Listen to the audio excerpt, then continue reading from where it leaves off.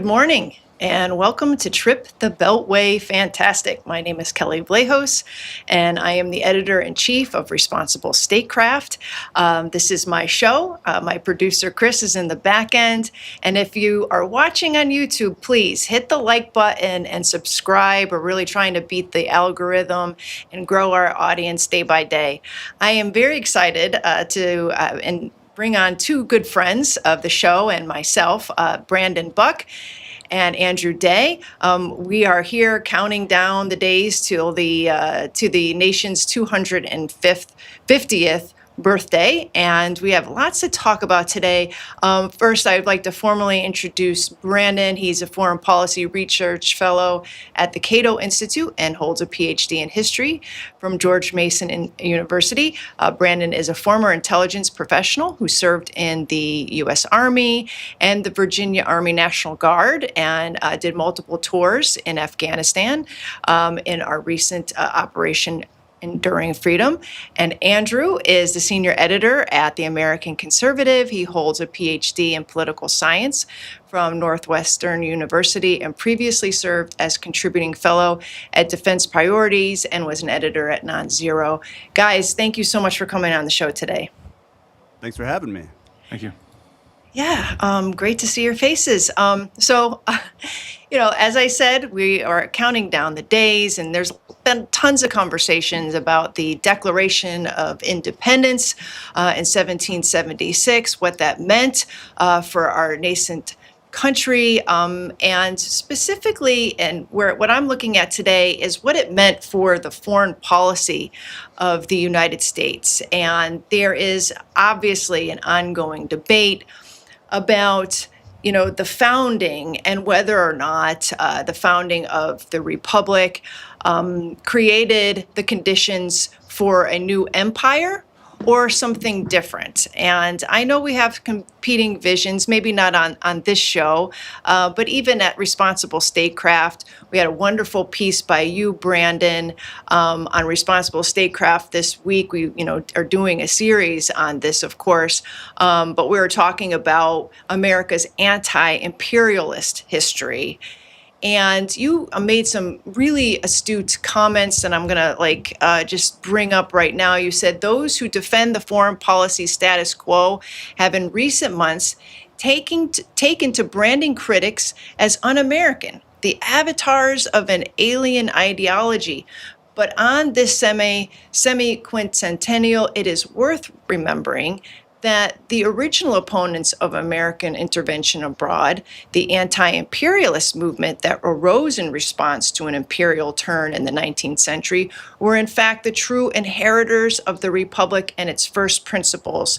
So I was wondering if you could talk just a little bit about, you can grapple with the question of whether or not we are a republic or empire, but maybe talk a little bit about those early years and how there was an anti-imperialist, anti-monarchy strain in this country and how it has persisted despite the country's turn towards a more imperial, empire-like path. Yeah, so beginning in the 1880s, 1890s, there had been a new idea of what America's role in the world ought to be, coming out of the navalist movement, folks like Alfred Thayer Mahan, Theodore Roosevelt, who said that as the United States grew as a nation state, it ought to, by right, become a global power. Perhaps not in the same vein as those in Europe, but nevertheless, it needed to project its power upon the globe. And standing athwart that were those who wanted to adhere to what they viewed as a proper and old order, that the United States ought to maintain its interests closer to home, and that it ought to stand outside of any kind of global order that was set by the powers in Europe. And so even though the original Anti-Imperialist League that had members from across the political spectrum, from different walks of life, labor and capital, they all held that the idea of the founders, particularly upon the end of the War of 1812. The War of 1812 had it right, and that is American interests are predominantly uh, on this continent, and economic in nature, and that in order to maintain the United States and its particular institutions at home, it ought not to go abroad, searching for monsters to destroy.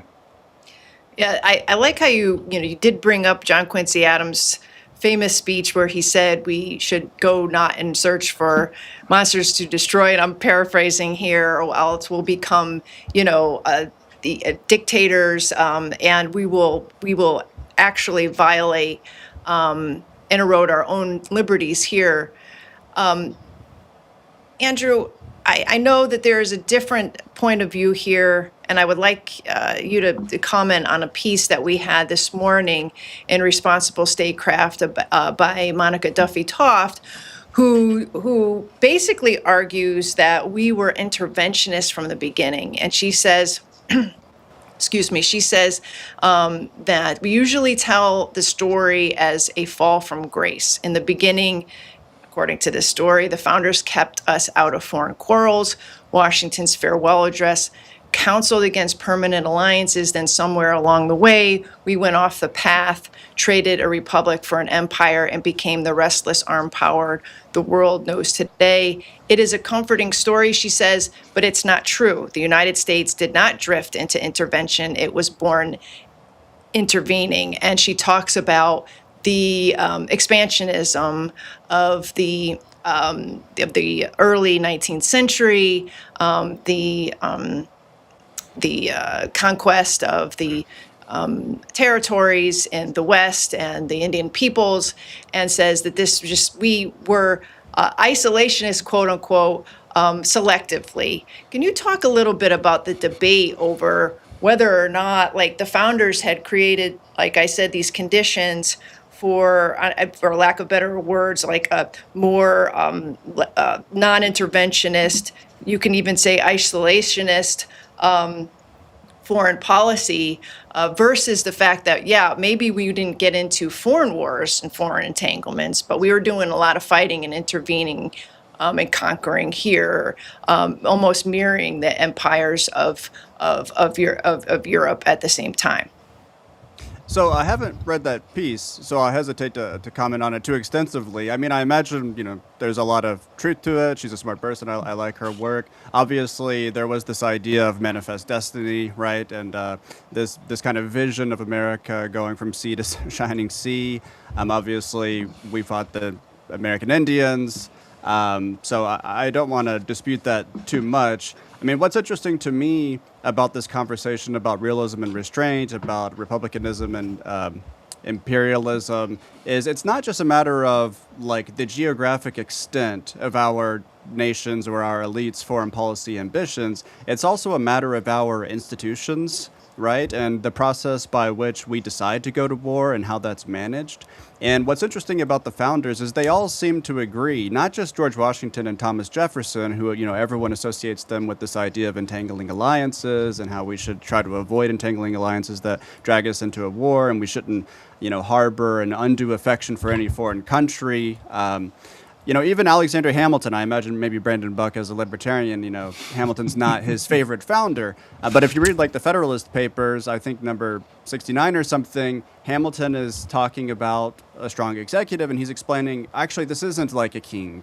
Why is it not like a king? Because the president of the United States doesn't have the authority to declare war, right? To raise standing armies and just use them as his own imperial, instrument for foreign adventures abroad. That authority to declare war is in the Congress, right? And this was very important to all the founders, and it was, of crucial significance. I mean, they were all concerned about militarism and about how that could destroy our Republican institutions. So that's always been there from the beginning. Obviously, sometimes left-wingers say, like, liberals will say this is a nation of immigrants, and left-wingers will say, actually, it was a nation of, settlers, in the beginning. And I think that that's kind of actually right. Like, there was this process of settling this country, and I'm sure, there's a lot of ugly things that happened, and so I wouldn't want to dispute that too much. But the foreign policy vision of the founders was clearly in favor of our Republican institutions, against militarism, concerned about the effects of militarism on our republic. And I think we've clearly gone off track terribly terribly. I mean, you can locate the pivotal moment maybe at the Spanish-American War when, Spain lost its colonial possessions, and instead of just saying, okay, good, Spain is kind of out of here now, we then expanded and we annexed these territories, or at least most of them that Spain lost. And I think that the story really starts there, from when we deviated from the founders' vision. Yeah, Kelley, if I could just also comment on that, I think putting aside the obvious horror of westward expansion and the lives lost, etc., there was a different vision of what westward expansion was, and is that all those lands would eventually be resettled and incorporated into the country as states. And that model was completely abandoned once people start talking about annexing,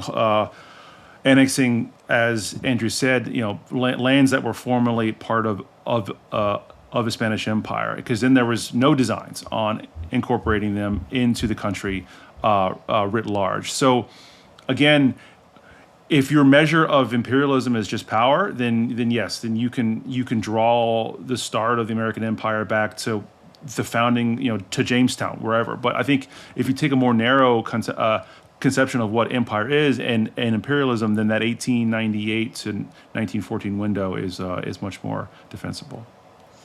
As a libertarian, I was wondering if you could answer one question. Do you think that the growth of government, the growth of the federal government over time, now we're not just talking about the founding, we're talking, spanning the 19th century in particular, do you think that paralleled more interest in intervening, manifest destiny, the Monroe Doctrine, and all the foreign policy strategy that went with it? Do you blame the growth of government, or does the growth of government come when more interventionist, more imperialistic impulses are driving the policies? I have never been one not to blame the federal government. So I would certainly say that the growth of the state is responsible here, but particularly once you get to the Wilson administration, because that's when you get a solidification of these earlier progressive concepts of what the government is and ought to be. That's when you get the birth of a kind of idealistic vision for America's role in the world. And also that's where you get the Federal Reserve and a expansionary monetary policy that allows the federal government to continue to defer the costs of empire. I think one of the reasons why in the current year, most Americans are unfortunately unaware of how much all of this costs, with perhaps the exception of seeing the prices at the pump now with regard to the war in Iran, is just that the federal government can continually just print money and inflate the currency, and therefore hide the cost of what it costs to actually run this entire project. If you go back to earlier periods of American expansion, certainly before the Federal Reserve, but also before the U.S. completely unhooked the dollar from gold, we used to have very vigorous debates about budgets and what these things would cost. And presidents and Congresses would have to articulate why they would have to pay X amount of dollars in order to achieve Y outcomes. But now, we don't even care about debts and deficit anymore at all. Before we go on, Andrew, I wanted to play a cut from an interview or a webinar that I did with Professor Brad Berzer at Hillsdale, who's written a book on the Declaration of Independence. He touched upon this progressive era as the first inklings of this ideological turn in foreign policy. Can we roll that, Chris? You can't really have limited government and democracy. It doesn't work that way, but it goes even beyond that. So the two things I would say that lead to empire are this, and I hope I don't offend anyone in the audience by saying this, but we also see with the rise of radical evangelicalism during the Second Great Awakening, this desire to remake the world in our image. Yeah. And so you have these early evangelicals like Crazy Lorenzo Dow, who basically, and we always just call him Crazy Lorenzo. That's even people who like him call him that. But he says right away in his sermons The oceans do not separate us from the world. They connect us to the world. And we are to usher in the kingdom of God with America at its head. Now, as a Catholic, I would call that heresy. The next world is the next world. It's not this world. But you start seeing within radical Protestantism this desire to remake the world in America's image and believing that that's the new Jerusalem. That's where our imperialism comes from. I found this absolutely fascinating because it's one of those moments where you're in a webinar and you're like, "Hey, I didn't really know much about that, and I want to learn more about this crazy Lorenzo Dow and this whole Great Awakening." I'm always searching for those moments where our foreign policy became ideological, and I've often like gone back to like World War I and progressivism during Wilson's time as the defining moment. Can Andrew, can you talk a little bit about maybe the visions of the founders in terms of our role in the world, and how that changed, and as we became more interventionist, or because the justifications for that behavior became more moralistic. And can you talk a little bit about what Brad said too, in terms of it maybe this all starting a lot earlier than Woodrow Wilson and the progressives during World War I? Yeah, I mean, it seems a little speculative to me, but I can see how America's kind of evangelical bent. There were Puritans, like Calvinist Puritans, who opposed the Church of England because they thought it was too Catholic. Like, those were part of the story, obviously, of the first wave of European migration to the United States.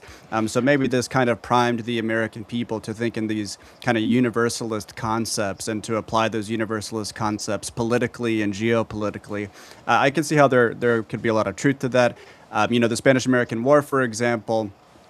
One reason we got in it, and it had to do with the kind of emotional outrage about the situation in Cuba, for example, which wanted independence. And at first, America wanted to be neutral in that dispute between Cuba and Spain, but the American people were kind of inclined, and the yellow journalism of the period stoked these sentiments to kind of like save them, right? So maybe there's a lot of truth to that. I think the founders saw things a bit differently. They thought that our government derived its legitimacy and power from the American people, and therefore, it should be for ourselves and our posterity, right? Like, we, the people. It was like a distinct group of people who were authoring this new democratic liberal experiment of Republican institutions, but it had like a collective we that was a subject of it, and we were kind of concerned with like ourselves and safeguarding our own, prosperity and safety.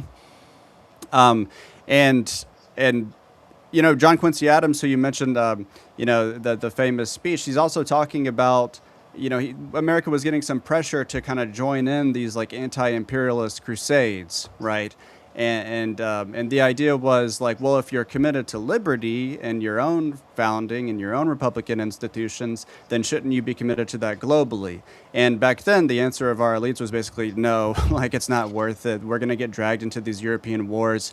There's a cultural bond between the United States and Europe, like, we get our concept of citizenship from like Roman law, from the ancient Roman Republic and stuff like that. But the founders generally had this perspective that the old world was this like kind of crazy series of monarchies who were always fighting each other, and they weren't equipped or ready to have like a commercial republic which had good diplomatic and economic relations with the rest of the world, but didn't want to like impose upon them, just wanted to use the military to defend our homeland and our people. And so, yeah, I think that there is a kind of universalism of Americans that inclines them to be receptive to arguments from elites about how we need to go and take the Philippines, after Spain relinquishes it. And that's certainly unfortunate. And then I think you really see this after the Cold War, because during the Cold War, we were facing a very powerful and hostile, country or empire in the USSR. And so we were thinking in terms of democracy as something that's like distinguishing us from them, and political liberty as distinguishing us from them. And then after the collapse of the Soviet Union, people like Pat Buchanan, who co-founded the magazine at which I work, were saying, okay, they're gone. The reason for NATO's existence is gone. You know, we're no longer needing to like defend democracy around the world because we don't really have any threats to our interests emanating from this place that doesn't exist anymore, this Soviet Union that has just collapsed. But unfortunately, Pat Buchanan didn't win those arguments on the right. Maybe he had the better argument, but in terms of like power, he lost the argument. And we kept that idea of like defending democracy, and it became like a crusade, right? So we just used this unipolar moment where we had all the power to pick up all of these entangling alliances, including in places where we clearly don't have any vital interests, and where it's clearly provocative of Russia, which is going to get more powerful after, you know, we knocked it on its knees for a while. And so, yeah, I can see certainly a kind of universalism there. And if someone wants to connect it to our kind of evangelical, like low church roots, it's plausible to me, you know. You know, Brandan, just taking that back to the World War I era, I mean, you touched upon that a little bit in your earlier remarks. How much of a clash was that between America First types who were sort of throwbacks to that earlier time, and progressives who really were sort of speaking a language of the domestic movement, you know, equality, freedom, you know, workers' rights, you know, like the idea that that could be extrapolated to other peoples and the rest of the world, and how it was our obligation to see that, you know, we are equal here. We should help those mirror our progress in the United States. And that must have been quite a clash, because on one hand, it is moralistic, and it is positive. It is evolving. I think Brad noted that during that period of that Second Awakening was also the period of Darwinianism. So everything was sort of on the march, progress. That kind of put America Firsters in a place of being the ones that wanted to perceivably drag everything back. Well, you know, I think World War I and to a lesser extent World War II is interesting in that it splits the progressive movement. You certainly had folks like Woodrow Wilson, folks like Dewey, in the more intellectual space who did see the United States as taking up a new global mission. I think a lot of that was motivated by a newfound Anglophilia within the United States. Anglophobia, you know, a hatred of the British Empire had been a fairly motivating political phenomenon in the country, as one may imagine, from about 1812 all the way up through the 1880s and 1890s. But that begins to change significantly amongst American elites, particularly those within the Northeast. So I think a big part of this story has to do with that, and it also has to do with a fair degree of sectional politics that arises in the 1880s and the 1890s.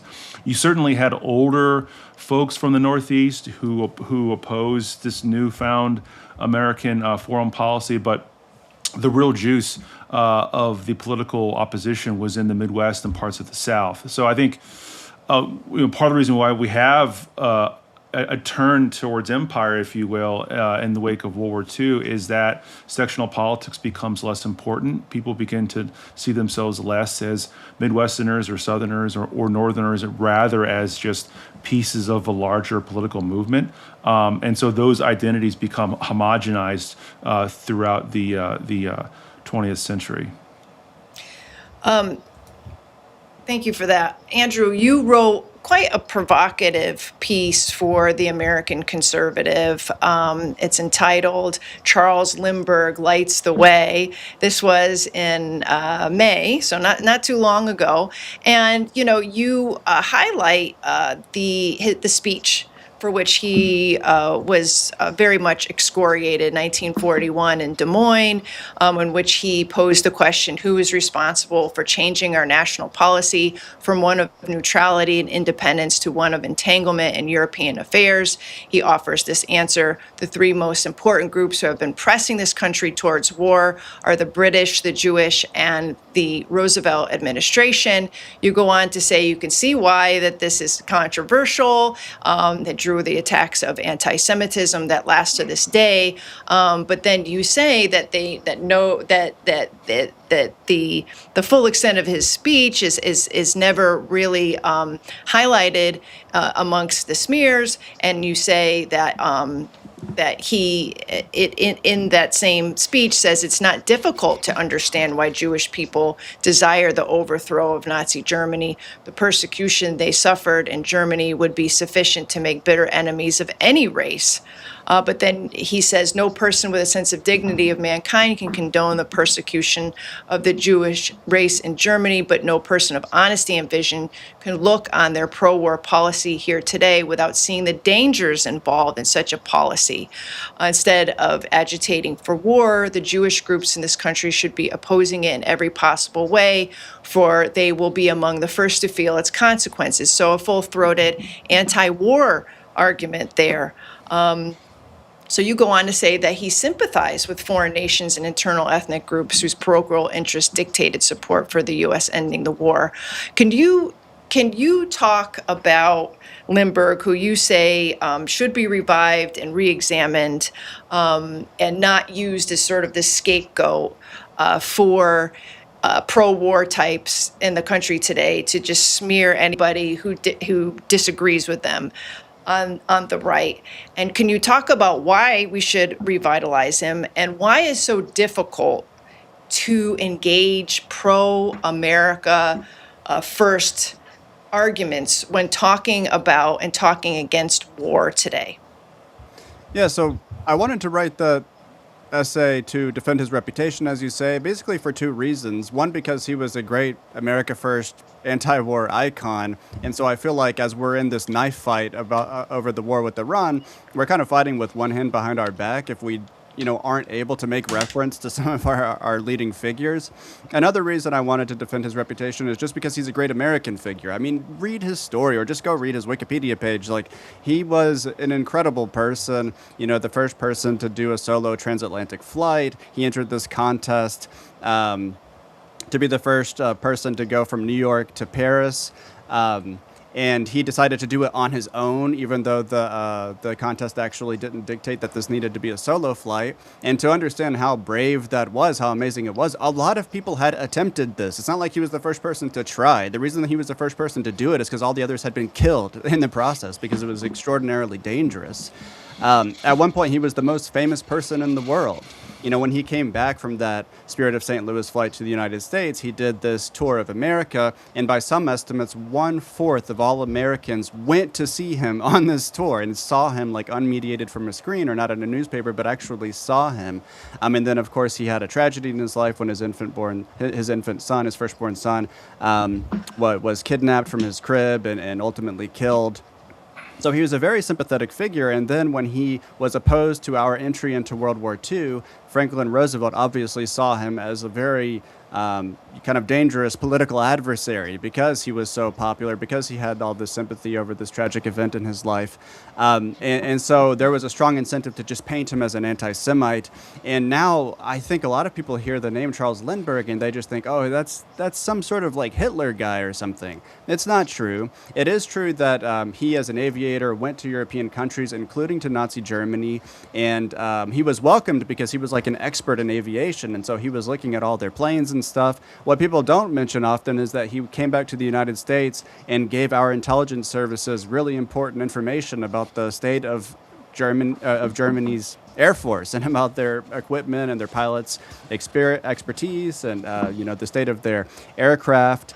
And then the speech that you mentioned is the reason he's so controversial. It's the example number one that he was indeed anti-Semitic. But if you read the whole thing, I mean, that is a really not a fair judgment in my perspective.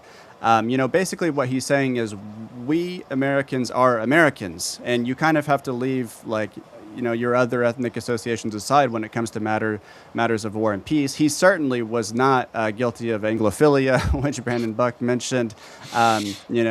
He did have a kind of Western civilizationist view, and so part of his opposition to entering into World War II came from his kind of being unable to justify fighting with Russia against Germany, right? But his private diaries and even the full context of that speech you alluded to show that he wasn't this anti-Semite that people have made him out to be. If anything, he was saying, Jews are fully American, and so we can't just think about the situation in Britain, where Britain obviously wants us, and Winston Churchill is like relentlessly pushing for us to join World War II. Obviously, they want us to do that. That's in Britain's interest, but it's not in ours. And he said, the situation of Jews in Germany is terrible, but we have to think, do we want to go to war with Germany, right? And another thing I'll note, once Pearl Harbor happened, he became supportive of World War II, our entry into it. FDR didn't let him rejoin the Air Force, but he went on a civilian contractor basis to the Pacific Theater, and he was like flying combat missions and like engaging in dogfights, and even shot down at least one Japanese fighter jet. So he was a total patriot and hero, and I don't really have time for people who just dismiss him or try to make him into this monster. I totally agree with that, Andrew. And, Brandon, I know that you and I have talked about this offline, but, it seems to me, even today, anti-war conservatives have this sort of stigma. So people say, "Oh, you're anti-war. You are questioning U.S. relations with Israel. You must be anti-Semitic. You must be part of this sort of America First Committee legacy that Charles Lindbergh represented." And I do think that some of them are out and out smears just to shut you up or chill speech. But there are people out there that have sort of accepted this caricature that Andrew is describing here and cannot believe that there are people on the right that actually are anti-war. There must be some nefarious underlying reason. Yeah, I mean, the reason why Lindbergh, I'll split the difference with Andrew here on Lindbergh and his views on race, and I'll say he was, far more racist but then again, you're talking about America in the 1930s, 1940s. It's not as if you can't find people who had these views on race. The reason why he was vilified is because he opposed American entry into the war. I mean, had he had all the views that he had, but he, for whatever reason, he supported American entry, no one would have really cared about what his views on race were. And whenever we tried to project onto the past this anti-racist vision for America's role in World War II, it runs up against some pretty difficult to characterize aspects, like the South in the United States, which obviously had Jim Crow and all that, was ardently interventionist. Many people in the North who wanted America's entry into the war had their own kind of white man's burden reason for doing so. They wanted to join hands with Great Britain, save its empire, and therefore manage global affairs. So I think part of the reason why Lindbergh is so useful even in the present today is it's able to gloss over those particularly rough edges that came with American entry into the war, and so it creates this caricature that is useful. But I think this is all part of a larger argument that Andrew certainly pointed out, is like, what is the purpose of American foreign policy? Is it to defend the United States? And who was part of that family? And that has been a debate that has been active since this country was founded. It will it will always be active. But I think it's also worth noting that Charles Lindbergh was the son of an immigrant. His father was, I believe it was Sweden, it could be Norway. Scandinavian, but I forget, yeah. Yeah. I should know this by now. But you better get on that. Yeah, well, but he served in Congress, did his father. He was an ardent non-interventionist. Many of the people who came out of the Midwest were first and second generation Americans who were ardently America first because they believed in the project of the United States. And these were not just people who were members of the German-American Bund who had some kind of affinity for Hitler. I mean, these were people who bought into the kind of civic nationalist version of that project, and they were arrayed against people who had fairly firm roots in the United States. The old, what we used to call the WASP, right? The white Anglo-Saxon elite types who really did view America's future as being intertwined with Great Britain and the larger transatlantic project. So these lines over identity and belonging are not clear, but I would certainly agree that this version of the past is useful because in the present, those who want a more expansionist foreign policy want to have a more expansionist vision of what America is. It's a set of ideas. It's part of Western civilization. It upholds the rules-based liberal international order. Pick your flavor. But in reality, it ought to be the defense of the people of the United States. But who is and is not a member of that club is certainly a point of debate. That's a great point. Last question. Are we seeing in this exact moment where we have a relatively failed war in Iran, a rethinking of military power, are we seeing in this moment the chance to wrestle again with the ultimate question of whether or not we should be a power that seeks its own interests? It doesn't go in search of monsters to destroy and alliances to be entangled with, wrestling with this idea that has been predominant, for the last, 70 years, that we need to manage the world stage, else it'll return to some jungle, and that it is in our interest to try to create a world that mirrors the United States, and at the butt of a gun if necessary. Andrew, do you want to tackle that? Are we in a promising moment here? We're in a fight because Secretary of State Marco Rubio is not rethinking American power. Mark Thiessen and Mark Levin and Mark Dubovitz, who I call the Marks, are not rethinking American power.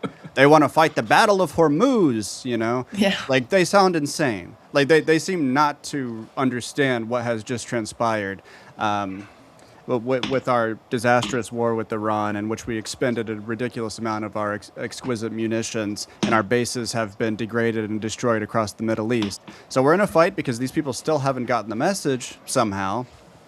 But I think that, this war was so obviously disastrous, and it was so unpopular. I mean, it was about as unpopular as the Vietnam War when the Iran War just initially started, when all we knew was that the Ayatollah Khamenei had been killed, basically. The American people in those early polls were already opposed to this war.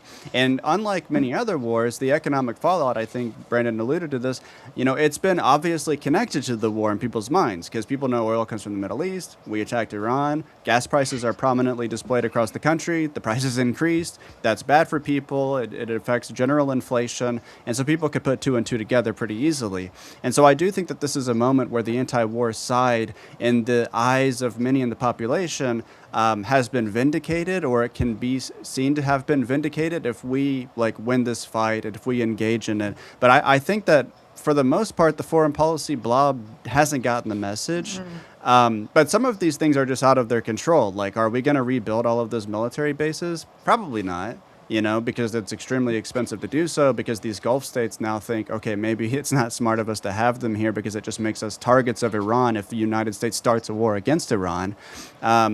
So, there might be a kind of natural retrenchment, whether or not the elites want it to happen, that's just unavoidable. But for the most part, I think that the small group of people who are in charge of foreign policy still have somehow not gotten the message, but we're in a good political moment in the sense that our arguments are persuasive to the vast majority of the population right now.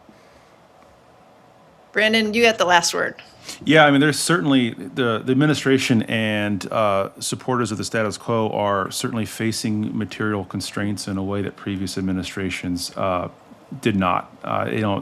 With the advent of fairly cheap drones and missiles, and we've seen this in Ukraine, and certainly we've seen it in Iran now. It's going to put the United States in a position in which it's going to have to make some pretty hard choices because there are a lot of bases to cover, and so if there is going to be some mechanism of restraint, it's going to be that. I certainly don't see it coming right now from elite politics, as Andrew said.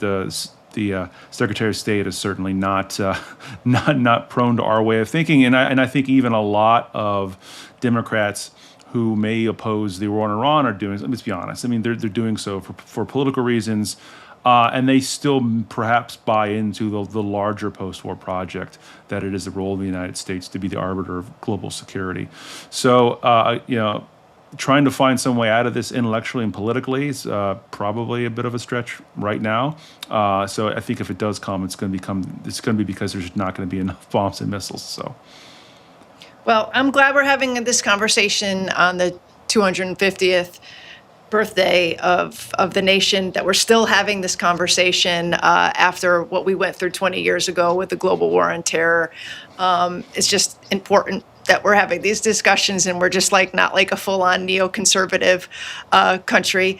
Thank you so much for joining me today, Brandan and Andrew, and the audience. Please keep watching and listening. We're also on Spotify, iHeart, Amazon, Apple Pods, Substack, as well as in YouTube. So please give us good reviews and subscribe wherever you're finding us. And thank you, and happy 4th of July, happy Independence Day, and we'll see you next week.